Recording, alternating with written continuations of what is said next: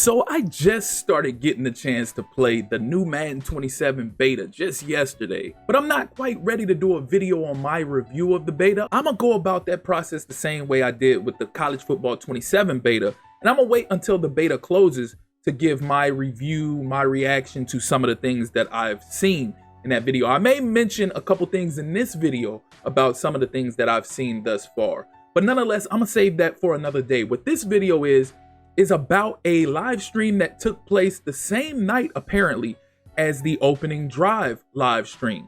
And what EA ended up doing, and the reason why I had no clue about it, is because this was nowhere near on YouTube, this was on Twitch.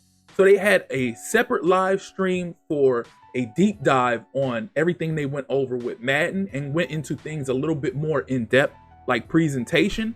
And then they had one for College Football 27. So what I'm gonna do right here, right now, since we're in the time of the Madden 27 beta currently live and running, I'm gonna go ahead and go over the things that I've taken from that live stream. And then what I'll do is the same way that I did with the opening drive presentation, I will post a link to that live stream in the description box. So if there's anything that I miss or anything you wanna know more in depth of, you can go take a peek at that live stream for yourself. So they open it up talking about secondary motion and this new feature that they implemented in the game for things like mouthpieces. So now they've implemented hanging mouthpieces on the game as part of the equipment. Well, those mouthpieces aren't just there just to hang. They actually dangle, they move around as the player's moving around and they turn their head.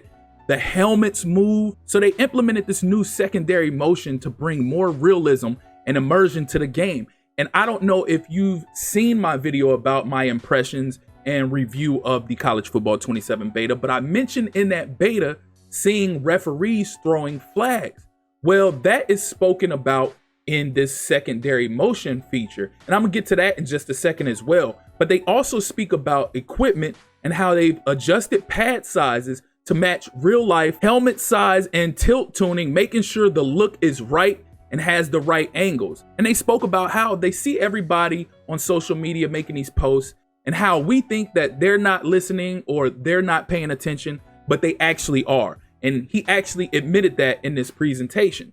So he specifically highlighted helmet tilts and helmet size and how they made adjustments to that. And I just got started playing a beta and I have noticed a big difference, but I can see where some people feel like it may look like it's very minimal.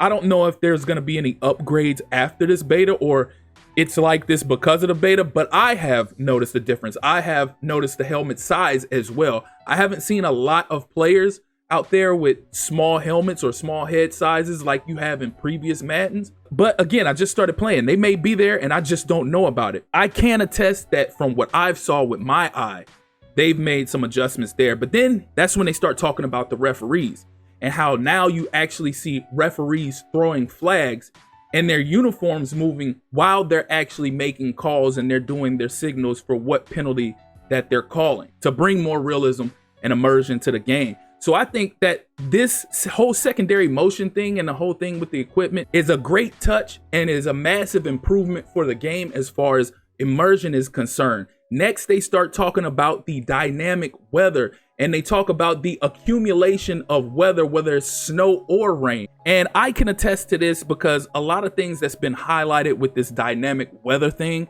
is the snow accumulation throughout the game, because they specifically want to target the whole Denver Broncos and New England Patriots AFC Championship game, and how that game started off, it was pretty decent snow flurries, but then as it got on, it became a blizzard. So everybody keeps highlighting that on how the game can start off with snow flurries and then end up being a blizzard. But what they're not talking about is the fact that a game can start off with overcast and it'll be no rain, but then as the quarter goes on or quarters go on or plays go on, drives, you'll start seeing sprinkles that end up turning into rain and then end up turning into a monsoon and then lightening up. And I've actually personally seen this myself playing College Football 27. And I noticed that before I even heard about this live stream. And it caught me off guard because I was like, I could have sworn it was a clear game at the beginning of this game. And then I noticed as the game went on that the rain started to pick up more and more. And the gameplay started getting a lot more messy and a lot more difficult. And I wasn't frustrated at all. I really liked it. In fact, I was like, this is extremely impressive. And it made me applaud EA that they finally was able to put this back into the game, because they actually had dynamic weather in the past. But to put it to the point where the weather could get worse or get better at any given time in the game. It could be between plays, it could be between quarters, between halves. At any point in time, the weather can get bad or it could clear up. So that is huge, because that's something the community has been asking for years, because it was once in the game a long time ago, a decade plus ago, and now we finally get that back in the game. But with that, they also talk about an updated degradation system. And that's where the players, they end up getting dirty. They get the grass stains on the jersey throughout the game, so on and so forth. But what they did is that they took it to another notch. They turned it up another level. So now it's not just the jersey or maybe some of the pants. You're getting dirt, grime, and mud smudges all on the helmet, the face mask, the cleats, the socks, the gloves, so on and so forth. You'll see it all throughout the body, as well as whenever it's snowing, you're gonna see snow stuck to players' jersey. And another thing that I thought was a cool feature is they said once it's raining, you'll see players' jerseys get soaked throughout the game and it'll change the color of their jersey. But also, if it's not raining, if the weather is not bad at all, later on throughout the game, you'll see the players' jersey color change just due to the fact that they've been sweating so much. That is definitely impressive and does a ton for immersion and realism in the game. And it is about time that EA put some time and effort, real time and effort, into improving their game, especially given the fact that we're in 2026. Technology is way too far ahead for you to still be behind and not have features that you had in previous games. This is a step in the right direction. This is a plus, and I'm sure the community will be pleased by that as well. Moving on to dynamic lighting, they talk about time zones being more accurate. No more of a East Coast bias. Now the time of day won't be the exact same on the West Coast as it is on the East. Sun position in January on the West will not be the same as it is in January on the East. And they've also added new skies to the game to add more realism. Again, making massive improvements as far as immersion is concerned. At one point, they start talking about Sights and Sounds 2.0. Now, if you remember, last year, they implemented new field patterns based on the uniform selection you chose.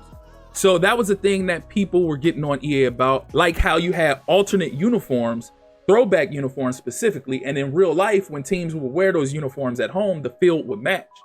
Well, it wasn't like that in EA, but NBA 2K has always had that for a good while now. But nonetheless, last year, EA finally implemented that. But this year, they took it a step further. So now it's not just the field that matches, but the banners around the stadium will match as well. And the team's mascot will also alternate to wear those colors. It may even be a different mascot. They may even be dressed up a different kind of way to match the pattern that you're wearing for that specific game. And they also talk about the new stadiums that are being implemented in the game that might not be there yet because they're still being worked on in real life, like the Buffalo Bills new stadium. But they do have new stadiums that have been added to the game for games being played in Europe, like Melbourne. And also another nice touch that I like that they implemented is you have a new indoor practice facility and you're not restricted to only playing outside. You have the option to be able to practice inside as well. Again, another play on immersion, because in real life, a lot of teams